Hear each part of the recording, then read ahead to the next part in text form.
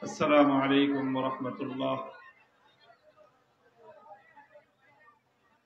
إن الحمد لله نحمده ونستعينه ونستغفره ونؤمن به ونتوكل عليه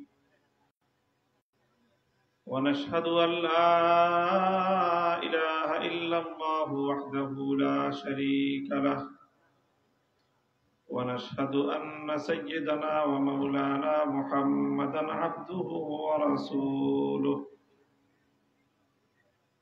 صلى الله تعالى عليه وعلى آله وأصحابه وبارك وسلم تسليما كثيرا. أما بعد فأعوذ بالله من الشيطان الرجيم. بسم الله الرحمن الرحيم. محمد رسول الله والذين معه أشداء على الكفار رحماء بينهم تراهم ركعا سجدا يبتغون فضلا من الله ورضوانا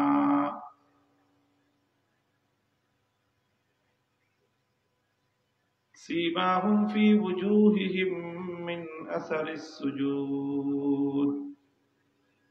بارك الله لنا ولكم في القرآن العظيم ونفعنا وإياكم بالآيات والذكر الحكيم.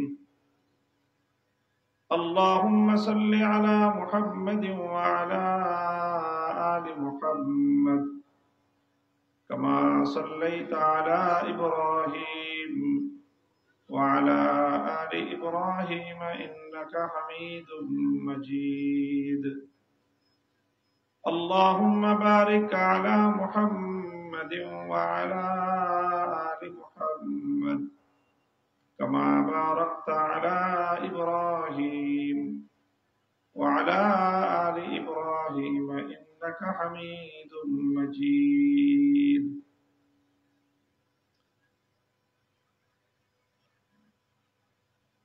সম্মানিত সভাপতি, উপস্থিত হযরত উলামায়ে কেরাম, সমবেত নবী প্রেমিক তাওহীদি মুসলমান ভাই ও বন্ধুগণ,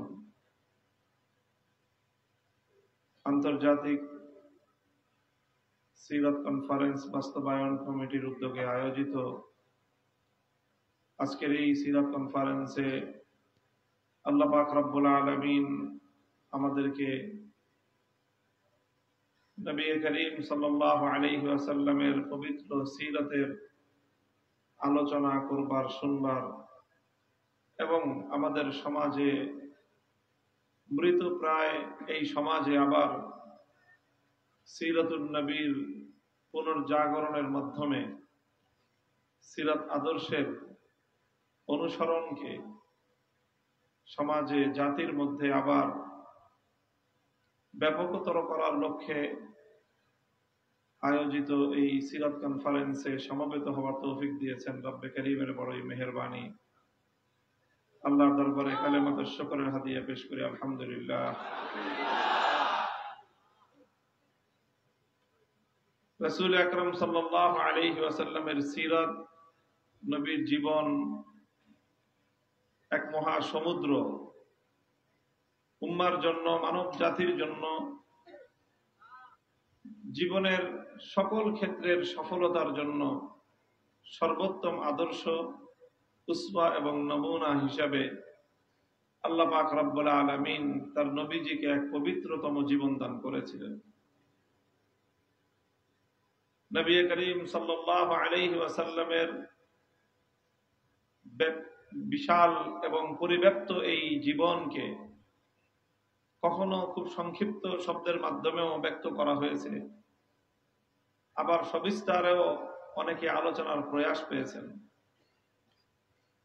হযরতে আয়েশা সিদ্দিকা রাদিয়াল্লাহু তাআলা আনহার কাছে যখন জিজ্ঞাসা করা হয়েছিল কাইফা কানা খুলুকুন নবী সাল্লাল্লাহু আলাইহি ওয়াসাল্লাম, যে আমার নবীর জীবন চলার পদ্ধতি, নবীজির আচার ব্যবহার কেমন ছিল। হযরত আয়েশা রাদিয়াল্লাহু তাআলা আনহা কতই না চমৎকার অথচ খুবই সংক্ষিপ্ত শব্দে তার জবাব দিয়েছিলেন যে কানা খুলুকুহু আল কুরআন, যে তোমরা কি কোরআন পড়ো না, যে কোরআনে কারীমের মধ্যে যা কিছু বলা হয়েছে, কোরআনে কারীম যেই তত্ত্ব এবং যেই ফালসাফা, যেই জীবন দর্শন কোরআনে কারীম আলোচনা করেছে, তারই প্র্যাকটিক্যাল এবং বাস্তব জীবন্ত নমুনা ছিল রাসূল সাল্লাল্লাহু আলাইহি ওয়াসাল্লামের আদর্শ। তো কানা খুলুকুহু আল কুরআন, এটা হলো রাসূল সাল্লাল্লাহু আলাইহি ওয়াসাল্লামের জীবন সম্পর্কে বর্ণিত সবচেয়ে, আমাদের মাদ্রাসার ইলমি পরিভাষায় বলা হয় জামে মানে, সবচেয়ে ব্যাপক অথচ সবচেয়ে সংক্ষিপ্ত যে বর্ণনা, যে কানা খুলুকুহু আল কুরআন।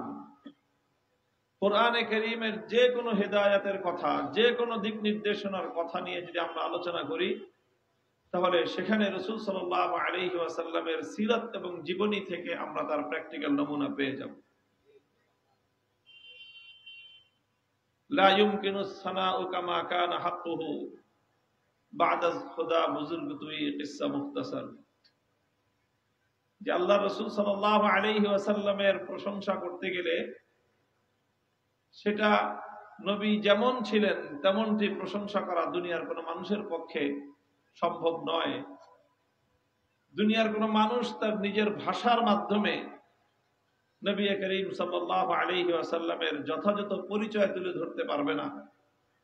শুধু একটা কথাই বলা যায়, বাদাজ খোদা বুজুর্গ তুই, যে আল্লাহর পরে, স্রষ্টার পরে গোটা সৃষ্টি জগতের মধ্যে সর্বশ্রেষ্ঠতম সত্তা, পবিত্রতম সত্তা, নিষ্কলুষ সত্তা, পূর্ণাঙ্গ সত্তা, সুন্দরতম সত্তা মুহাম্মদ সাল্লাল্লাহু আলাইহি ওয়াসাল্লাম। মুহতারাম হাজিরিন, এই জন্য আল্লাহর নবীর সিরাত এবং নবীর জীবন ব্যাপকভাবে আলোচনা হওয়া প্রয়োজন, সিরাতের চর্চা হওয়া প্রয়োজন। আধুনিক কালে আমাদের জাতীয় এবং আন্তর্জাতিক জীবনের প্রয়োজনীয় প্রতিটি ক্ষেত্রে আমাদেরকে সিরাতুন নবী থেকে সমস্যার সমাধান, চ্যালেঞ্জের মোকাবেলা করার পদ্ধতি সন্ধান করা প্রয়োজন।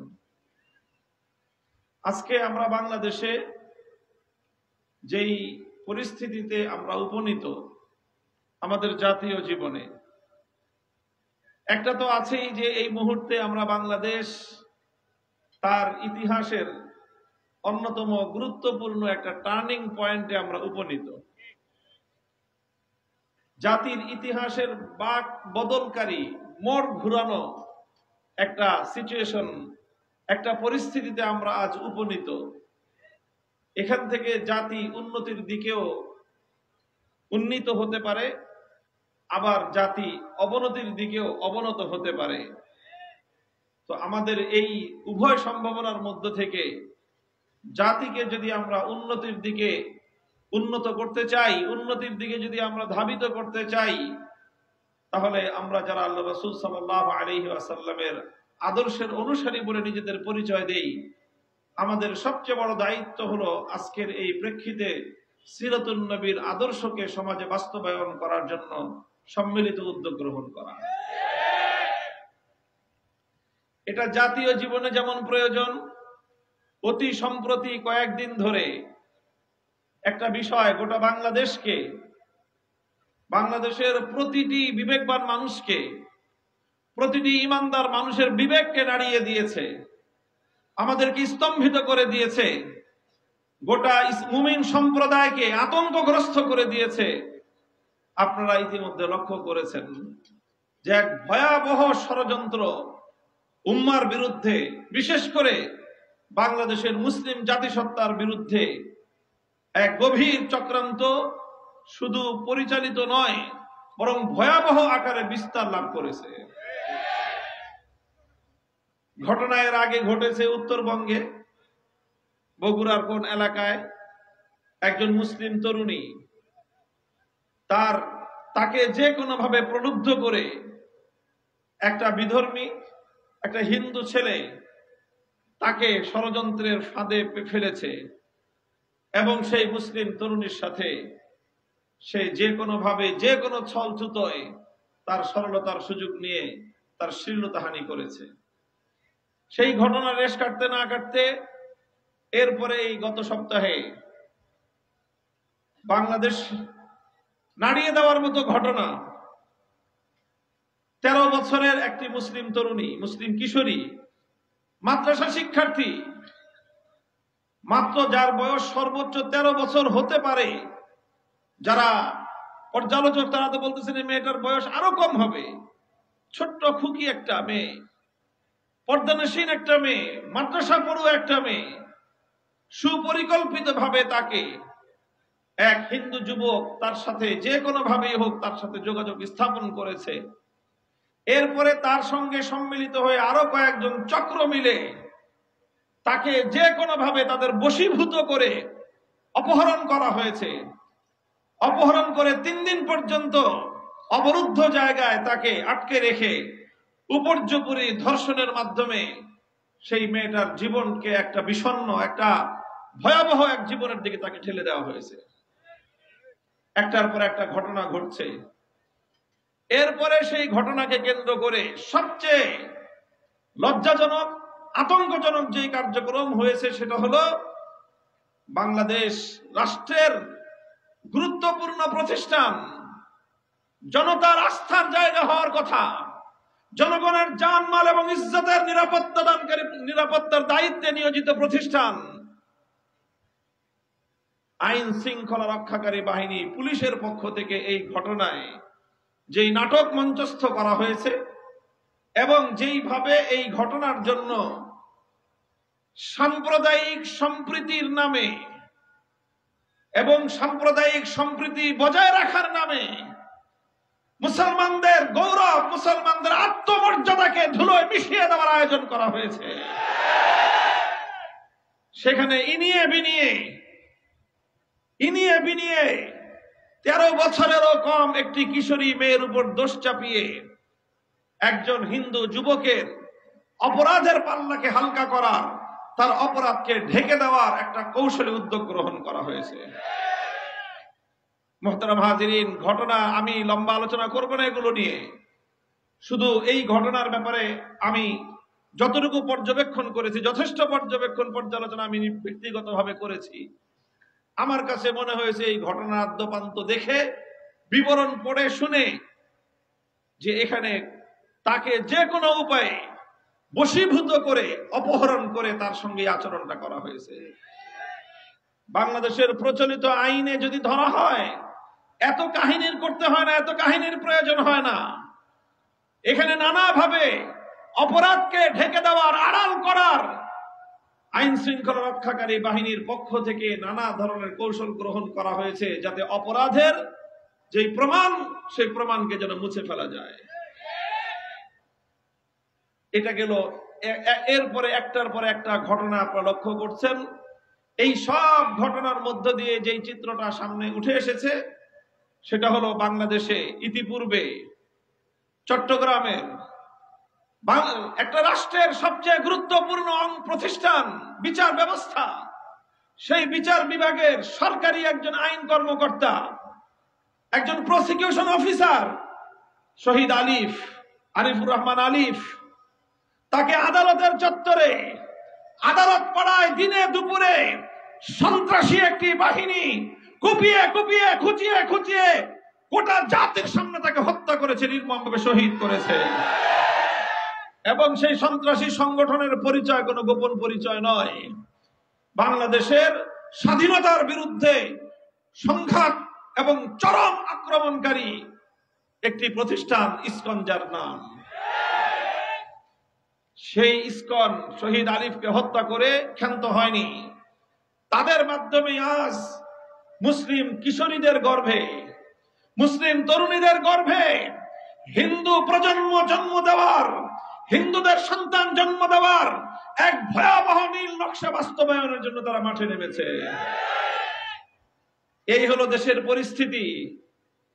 এরপরে এই পরিস্থিতি নিয়ে যখন দেশের আলেম সমাজ জাতিকে সতর্ক করছে, দেশের ইমাম সাহেবরা যখন এই বিষয়টি নিয়ে মুসল্লিদেরকে সচেতনতামূলক কথা বলছে, যখন দেশের স্বাধীনতাকে রক্ষা করার জন্য, দেশের সাম্প্রদায়িক সম্প্রীতি রক্ষার জন্য ইসকন কর্তৃক এই সাম্প্রদায়িক উগ্র জঙ্গিবাদী গোষ্ঠী ইসকনের দেশ বিরোধী, ইসলাম বিরোধী, মানবতা বিরোধী ঘৃণ্য এই চক্রান্তের বিরুদ্ধে যখন জাতিকে সতর্ক করার জন্য মসজিদের মিম্বার থেকে কথা বলেছে, এই টঙ্গীতে রোমহর্ষক যে ঘটনা সংঘটিত হয়েছে, বাংলাদেশের মতো একটি মুসলিম প্রধান দেশে এই ঘটনার কল্পনাও আমরা করতে পারি না।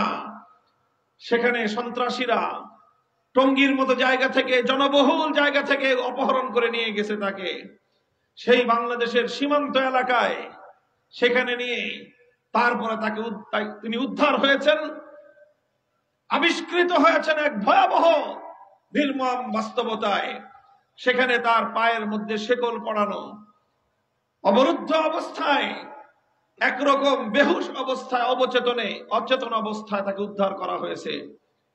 তারপরে তিনি যেই বিবরণ দিয়েছেন, সেই বিবরণ থেকে গোটা জাতি আজ স্তম্ভিত হয়ে গিয়েছে।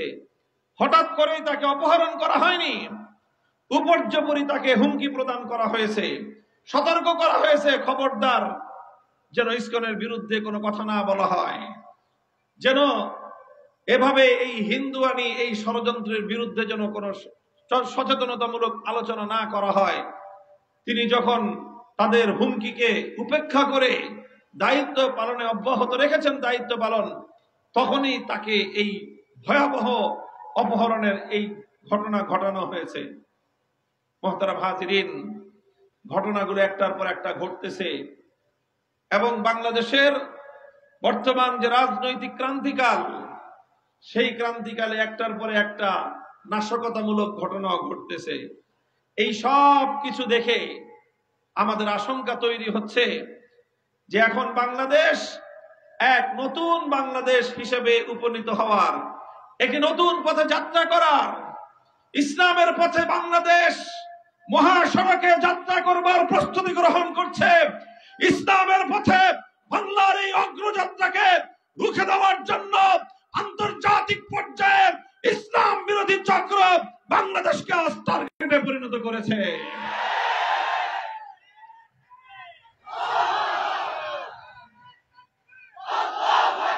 মুহতারাম হাজিরিন, সিরাতুন নবী সাল্লাল্লাহু আলাইহি ওয়াসাল্লাম থেকে এই পরিস্থিতিতে আমাদের করণীয় কি, আজকের সিরাত কনফারেন্সে আমি তার ছোট্ট একটা দৃষ্টান্ত খুঁজে দেখার চেষ্টা করব।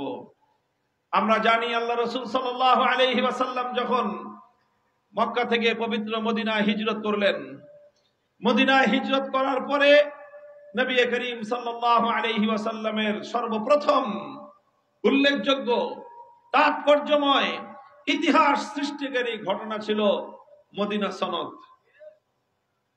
মদিনা সনদ, যেটা কি তিনি আল্লাহ রাসূল সাল্লাল্লাহু আলাইহি ওয়াসাল্লাম তৈরি করেছিলেন, যেই সনদে মদিনার আন্তঃধর্মীয় যেই সম্প্রদায়গুলো, সবগুলো সম্প্রদায় সেই সনদের মাধ্যমে একটি শান্তিপূর্ণ সহ অবস্থানের চুক্তিতে আবদ্ধ হয়েছিলেন।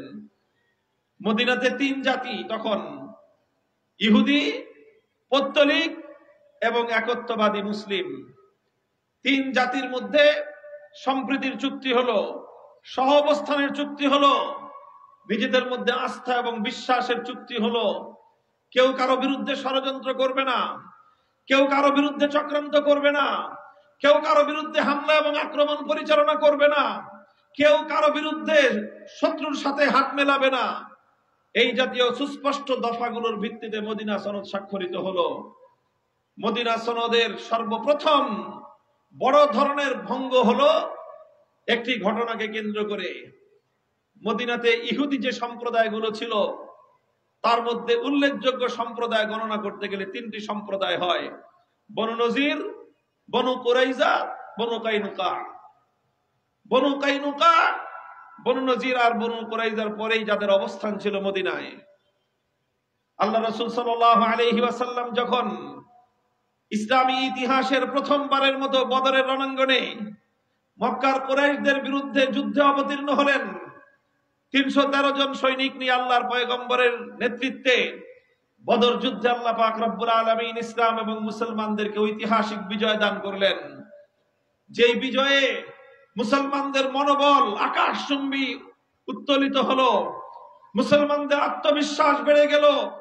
আল্লাহ পাক রব্বুল আলামিন বদরের যুদ্ধের মাধ্যমে ইসলামের এক নতুন যাত্রা সূচনা করলেন এবং এই বদরের যুদ্ধে মক্কার কুরাইশদের কোমর ভেঙে গেল এবং ইসলামের এক অভাবনীয় উত্থান ঘটে গেল। ইসলামের এই উত্থানে মদিনার ইহুদিদের অন্তরের মধ্যে, তাদের মনে বিদ্বেষের আগুন জ্বলে উঠল, হিংসার আগুন। অথচ তাদের সাথে শান্তিপূর্ণ সহ অবস্থানের চুক্তি, সেই চুক্তি তারা উপর্যুপরি ভঙ্গ করতে লাগলো, মুসলমানদেরকে উত্তপ্ত করতে লাগলো। ইতিহাস লেখে ইহুদিরা তখন মুসলমানদেরকে দেখলেই বলতো, তোমরা মক্কার কুরাইশদের বিরুদ্ধে যুদ্ধে বিজয় অর্জন করেছো, তাই বলে মনে ভেবো না যে তোমরা ইহুদিদের সাথেও পারবে। মক্কার কুরাইশরা তারা যোদ্ধা জাতি না, যুদ্ধের কৌশল তারা জানে না, শিক্ষা দীক্ষা লাভ করে নাই, মূর্খ জাতি। এই জন্য তাদের বিরুদ্ধে তোমরা যুদ্ধ বিজয় অর্জন করেছো। যদি কোনোদিন ইহুদিদের সাথে তোমাদের যুদ্ধ হয়, সেদিন টের পাবা যে যুদ্ধ কত কঠিন, এবং তখন তোমরা কোনোভাবেই আর বিজয় অর্জন করতে পারবে না। এই কথার মাধ্যমে মুসলমানদেরকে উপর্যুপরি তারা উত্তপ্ত করত, উস্কানি দিত। উস্কানির একটা মাত্রা এমন একটা পর্যায়ে পৌঁছলো, তারিখের কিতাবের মধ্যে লেখা হয় যে একদিন বাজারে একজন মুসলিম রমণী, মুসলিম নারী, তিনি বাজারে পণ্য ক্রয় করতে গেলেন। সেই আরবের তৎকালীন সমাজ ব্যবস্থায়, সেই স্বাভাবিক রীতিনীতি অনুযায়ী একজন সম্ভ্রান্ত মুসলিম নারী, তিনি যখন পণ্য ক্রয় করতে বাজারে গিয়ে কোন একজন বিক্রেতার পণ্য পরখ করতেছিলেন, পণ্য দেখতেছিলেন, বসে বসে বসে পণ্য পরখ করতেছিলেন, খেজুর অথবা অন্য কিছু যে দেখে কিনবেন। ঠিক ওই সময় এক দুষ্ট ইহুদি পিছন থেকে এসে মুসলিম নারীর সম্মান নষ্ট করার জন্য, অপমান করার জন্য, তার শরীরে যে পরিধেয় কাপড় ছিল, আমরা জানি মানুষ শরীরে দুইটা কাপড় পরে প্রধানত, একটা ঊর্ধ্বাঙ্গে আর একটা নিম্নাঙ্গে পরে। পুরুষরা আমরা যেটাই পরি, পাঞ্জাবি পরি, নিচে লুঙ্গি পরি, পাজামা পরি, শার্ট পরে, প্যান্ট পরা হয়। মহিলারা পরলে উপরে কামিজ পরে, নিচে সালোয়ার পরে, অথবা অন্য কোনো কিছু, যেটা উপরে শাড়ি পরলে নিচে পেটিকোট পরে। এই জাতীয় নানা ধরনের পোশাক আছে। কিন্তু সাকুল্যে যেটা বলা যায়, ইজারুন ওয়া রিদাউন, উপরে চাদর পরা হয়, নিচে একটা লুঙ্গি অথবা একটা আরেকটা চাদর, যেটাকে ইজার বলা হয়, ইজার পরিধান করা হয়। তো মদিনার আরবের তৎকালীন সময়ের যে পোশাকের যে নীতি ছিল, সেই নীতি অনুযায়ী নিচের পোশাকটা ঢোলা থাকতো, যেটাকে আমাদের বাংলায় ঘাগড়া বলা চলে, আর উপরের শরীরের মধ্যে একটা কামিজের মতো পড়া থাকতো। তো ওই দুরাচার ইহুদি পেছন দিক থেকে এসে ওই মহিলার নিচের অংশের যে ঘাগড়া অথবা তার যে আপনার পেটিকোটের মতো যে কাপড়টা পরিধান করা ছিলেন তিনি, ওই কাপড়ের নিম্নাঙ্গের সাথে একটা কাঁটা দিয়ে তার অজান্তে পেছন দিকে তার উপরের কাপড়ের সাথে আটকে দিয়েছে। বুঝেন না এই ঘটনা?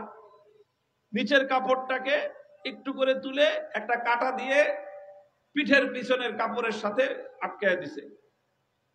স্বাভাবিকভাবেই যখন মহিলা তিনি যখন উঠে দাঁড়িয়েছেন বসা অবস্থা থেকে, উঠে দাঁড়ানোর সাথে সাথে তার উপরের কাপড়ের সাথে নিম্নের কাপড় পিছন দিক থেকে উপরে উঠে গেছে। একটা অসম্মান, কত বড় একটা অমর্যাদা একজন সম্ভ্রান্ত নারীর জন্য এটা, যে শত শত হাজার হাজার মানুষ বাজারের মধ্যে তার সতর খুলে গেছে। আর এই যখন একজন মহিলা এমন অপমানিত হলেন, অসম্মানিত হলেন, ইহুদিরা যারা এই চক্রান্ত করেছিল, দুষ্ট চক্র, তারা এটা উল্লাসে ফেটে পড়ল। একজন মুসলিম রমণীকে অসম্মান করে, অপমান করে তারা উল্লাসে ফেটে পড়ল। তারা আরো বেশি তাকে অপমান করতে লাগলো। ও মুসলমান, তোমার সামনে যখন তোমার এক বোন অসম্মানিত হয়, ও মুসলমান, তোমার সামনে যখন তোমার এক মা তার ইজ্জত নিয়ে ছিনিমিনি খেলা হয়, তোমার সামনে যখন তোমার এক কন্যার ইজ্জতের উপর কোন কুলাঙ্গার হস্ত উত্তোলন করে, তখন তোমার কি ভূমিকা হওয়া উচিত? তোমার মনোভাব কি হওয়া উচিত? ইতিহাসের সোনালী পাতা উল্টাও। মুসলমানদের তৎকালীন সোনার মদিনায় আল্লাহর পয়গম্বরের পবিত্র আত্মা, পবিত্র আত্মা সাহাবায়ে কেরাম থেকে তার আদর্শ শেখো। এই দৃশ্য দেখলেন, ইহুদিরা উল্লাসে ফেটে পড়ল, মুসলমানরা লজ্জায় মাথা নত করলেন। এক মুসলিম যুবক তাকিয়ে দেখলেন, কোন দুরাচার ইহুদি এভাবে জনসম্মুখে একজন মুসলিম নারীর ইজ্জত দিয়ে ছিনিমিনি খেলতে পারে। কোন দ্বিধা করেন নাই, কোন ফয়সালা জানতে চান নাই, সঙ্গে সঙ্গে কোষবদ্ধ তরবারি উন্মুক্ত করে গোটা বাজারের সমস্ত মানুষের সামনে ইহুদির উপর আক্রমণ পরিচালনা করে তার শিরচ্ছেদ করে দিয়ে এক বোনের ইজ্জত সম্মান এক ভাইয়ের কাছে কতটা বেশি হতে পারে তার প্রমাণ তিনি রাখলেন। মুহতারাম হাজিরিন, ঘটনা এখানেই থেমে যায়নি, পাল্টা আক্রমণ করে ইহুদিরাও, এবং সেই মুসলিম যুবককে, মর্দে মুজাহিদকে তারা পাল্টা আক্রমণে তাকে শহীদ করে দেওয়া হয়। মুহতারাম হাজিরিন, ঘটনা ঘটে গেল, হঠাৎ একজন মুসলমান শহীদ হলেন, এক দুরাচার ইহুদি নিহত হলো, অথচ পরস্পর তখনও শান্তি চুক্তি বহাল বিদ্যমান। এরপরে উভয় পক্ষের মধ্যে উত্তেজনা ছড়িয়ে পড়ল, ঘটনা উভয় পক্ষ এটা আলোচনায় বসলো। রাসূল আকরাম সাল্লাল্লাহু আলাইহি ওয়াসাল্লামের কাছে এই ঘটনা যখন উত্থাপিত হলো, আল্লাহ রাসূল সাল্লাল্লাহু আলাইহি ওয়াসাল্লাম তিনি রাহমাতুল লিল আলামিন ছিলেন, মানবতার মূর্ত প্রতীক ছিলেন, উদারতার মূর্ত প্রতীক ছিলেন, আন্তঃধর্মীয় সম্প্রীতির রূপকার ছিলেন তিনি। মদিনা সনদ বাস্তবায়নের মাধ্যমে বিশ্ব ইতিহাসে ভিন্ন ভিন্ন জাতিগুলো কিভাবে একসঙ্গে একটা ভূখণ্ডে শান্তিপূর্ণভাবে বসবাস করতে পারে, এই বিশ্ব ইতিহাসের সবচেয়ে বড় রূপকার মুহাম্মদ আরবি সাল্লাল্লাহু আলাইহি ওয়াসাল্লাম। তার সামনে যখন এই ঘটনা উত্থাপিত হলো, তিনি ফয়সালা দিয়েছিলেন যে এক মুসলিম নারীর ইজ্জত নিয়ে যারা ছিনিমিনি খেলতে পারে, মুসলমান সব প্রশ্নে আপোষ করতে পারে, মুসলমান তার মায়ের ইজ্জতের প্রশ্নে আপোষ করতে পারে না, মুসলমান তার বোনের ইজ্জতের প্রশ্নে কোন নমনীয়তা প্রদর্শন করতে পারে না। আল্লাহর পয়গম্বর ফয়সালা ঘোষণা করলেন, বনু কাইনুকা তারা আমার এক কন্যাকে অপমান করেছে, এবং যেই মুসলমান সেই দুরাচারের বিরুদ্ধে তরবারি উন্মুক্ত করেছে তার তরবারিতে যথাযথ ফয়সালাই কার্যকর হয়েছিল। সুতরাং ইহুদিরা তাকে হত্যা করে দ্বিতীয় অপরাধ তারা করেছে, একজন নিরপরাধ মুসলমানকে তারা শহীদ করেছে। কাজেই এখন বনু কাইনুকাকে আমাদের এই দুই ঘটনার জন্য তাদেরকে মাথা পেতে অপরাধ স্বীকার করে আমার এই নিহত মুসলমানের মৃত্যুর বিনিময়ে তাকে তার ক্ষতিপূরণ রক্তপান দিয়ত দিতে হবে। বনু কাইনুকায়ের লোকজন দিয়ত দিতে গরিমসি করবার সঙ্গে সঙ্গে আল্লাহ রাসূল সাল্লাল্লাহু আলাইহি ওয়াসাল্লাম ফয়সালা শুনায় দিলেন, বিশ্বাসঘাতকতা করেছে বনু কাইনুকা, চুক্তি ভঙ্গ করেছে বনু কাইনুকা, তারা মুসলমানদের সঙ্গে শান্তিপূর্ণ সসম্মানে অবস্থান করবার যেই চুক্তি করেছিল সেই চুক্তি ভঙ্গ করার মাধ্যমে মদিনাতে অবস্থান করবার অধিকার তারা হারিয়ে ফেলেছে। সুতরাং আল্লাহর পয়গম্বর ঘোষণা করলেন, বনু কাইনুকা মদিনা বসবাস করতে পারবে না, তাদেরকে মদিনা ছেড়ে বাইরে চলে যেতে হবে। তাদেরকে নির্দিষ্ট সময়ের আলটিমেটাম ঘোষণা করে আমার নবী, বিশ্ব নবী রাহমাতুল লিল আলামিন সাল্লাল্লাহু আলাইহি ওয়াসাল্লাম বললেন, নির্ধারিত সময়ের পর অপরাধী গোত্র বনু কাইনুকায়ের কোন ব্যক্তিকে যদি মদিনায় পাওয়া যায়, তার বিরুদ্ধে মুহাম্মদ আরবির পক্ষ থেকে মৃত্যুদণ্ডের ঘোষণা করা হলো। ইসকানের আস্তানা, ইসকানকে নিষিদ্ধ করো। মুহতারাম হাজিরিন, এইভাবে বনু কাইনুকা শেষ পর্যন্ত তারা নতি স্বীকার করতে বাধ্য হলো। সোনার মদিনা থেকে তারা বহিষ্কার হলো এবং চিরদিনের জন্য বনু কাইনুকা মদিনায় নিষিদ্ধ ঘোষিত হয়ে গেল। মুহতারাম হাজিরিন, এই হলো মদিনা সনদের বাস্তবায়নের সূচনা ঘটলো। আজ বাংলাদেশে আমাদেরকে সাম্প্রদায়িক সম্প্রীতির সবক শোনানো হয়।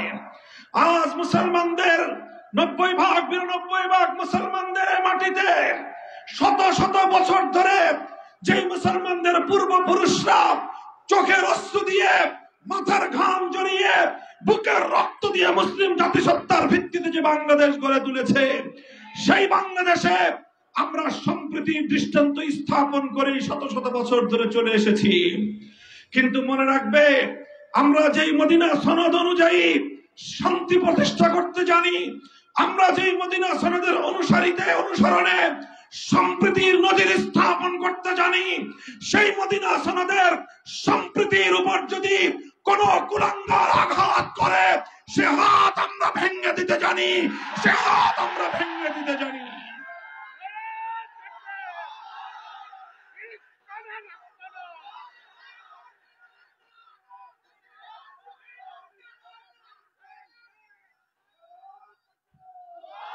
আমাদের বক্তব্য পরিষ্কার। এই যে আমাদের ভাই মসজিদের খতিবকে অপহরণ করা হলো, কারা করলো?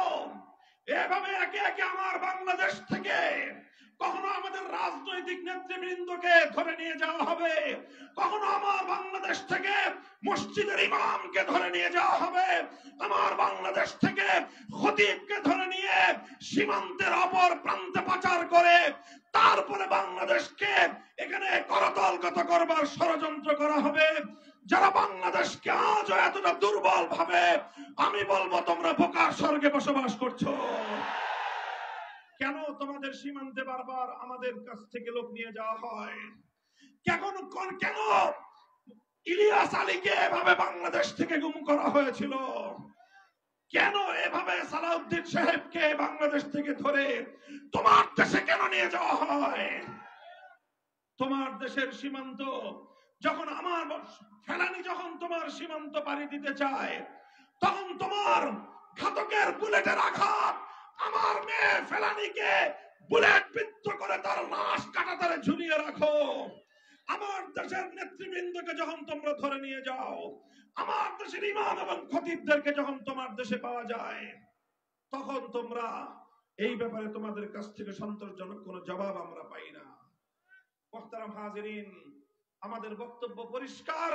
আমরা স্পষ্ট ভাষায় ঘোষণা করতে চাই, আগামীর বাংলাদেশ এমন ভাবেই গড়ে তুলতে হবে, বাংলাদেশে কোন বিদেশি প্রভুর আর কোন দালালি, আর কোন আধিপত্য বাংলাদেশ বরদাস্ত করবে না। আগামীর বাংলাদেশ আমরা সেইভাবেই গড়ে তুলতে চাই। আমার আখেরি পয়গাম, আমার সর্বশেষ কথা, বাংলাদেশ কখনো পূর্ববঙ্গ ছিল, বাংলাদেশ কখনো পূর্ব পাকিস্তান ছিল। আজ 54 বছর ধরে বাংলাদেশ নামে এগিয়ে যাচ্ছি আমরা। এই ইতিহাস প্রমাণ করা, বিগত 200-250 বছরের ইতিহাস, বাংলাদেশ এবং ইসলাম এক সূত্রে গাঁথা। ইসলাম না থাকলে বাংলাদেশ থাকে না। বাংলাদেশের মুসলিম জাতিসত্তার ভিত্তিতে বাংলাদেশের রাষ্ট্র গড়ে উঠেছে। সুতরাং যারা বাংলাদেশে ইসলামের শত্রু, তারাই বাংলার স্বাধীনতার দুশ্মন। আগামীতে বাংলাদেশের ঐতিহাসিক বাক বদলকারী টার্নিং পয়েন্টের প্রান্তে দাঁড়িয়ে আমরা বলতে চাই, 24 জুলাই বিপ্লবের পর বাংলার মানুষ আরেকটি বিপ্লব দেখতে চায়, আরেকটি অভ্যুত্থান দেখতে চায়। সে বিপ্লব হবে ইসলামের বিপ্লব, সে বিপ্লব হবে ইসলামী হুকুমত কায়েমের বিপ্লব। তাই প্রস্তুত থাকবেন তো ইনশাআল্লাহ? আগামীর বাংলাদেশের মানুষ ইসলাম ছাড়া এদেশে আর কিছু দেখবে না ইনশাআল্লাহ। এদেশে ইসলাম না থাকলে, ইসলামী রাষ্ট্র প্রতিষ্ঠা যদি না করতে পারি আমরা, বাংলাদেশের স্বাধীনতা রক্ষা করা সম্ভব হবে না। ইসলামী রাষ্ট্র প্রতিষ্ঠার মাধ্যমেই সম্প্রীতি সত্যিকার অর্থে বাস্তবায়ন করা সম্ভব হবে। হিন্দুত্ববাদী চক্রান্তের হাত থেকে বাংলাদেশকে যদি আমরা উদ্ধার করতে না পারি, বাংলাদেশের স্বাধীনতা বিপন্ন হয়ে যাবে। আল্লাহ পাক রব্বুল আলামিন আমাদেরকে তৌফিক দান করুন। বাংলাদেশের সকল ইসলামপন্থীরা আমরা হাতে হাত রাখছি, ইনশাআল্লাহ আজান উঠবে। আজান, এই আজান যখন উঠবে গোটা বাংলাদেশের 55,000 বর্গ মাইল থেকে সকল ধর্মপ্রাণ মুসলমানদেরকে সাড়া দেওয়ার জন্য প্রস্তুত থাকতে হবে ইনশাআল্লাহ। نصر من الله وفتح قريب واخر دعوانا الحمد لله رب العالمين والسلام عليكم ورحمه الله। আলহামদুলিল্লাহ, আপনারা সবাই বসুন। আমাদের সাইটে আন্তর্জাতিক সিরাত কনফারেন্সের পক্ষ থেকে আমাদের সম্মানিত আহ্বায়ক মাওলানা মোহাম্মদ ইমতিয়াজ আলম ক্রেস্ট দিয়ে বরণ করে নিচ্ছেন। ক্রেস্ট দিয়ে তাকে সম্মাননা ক্রেস্ট প্রদান করছেন আন্তর্জাতিক সিরাত বাস্তবায়ন কমিটির সম্মানিত আহ্বায়ক মাওলানা মোহাম্মদ ইমতিয়াজ আলম। অনেক অনেক শুকরিয়া সাইটকে।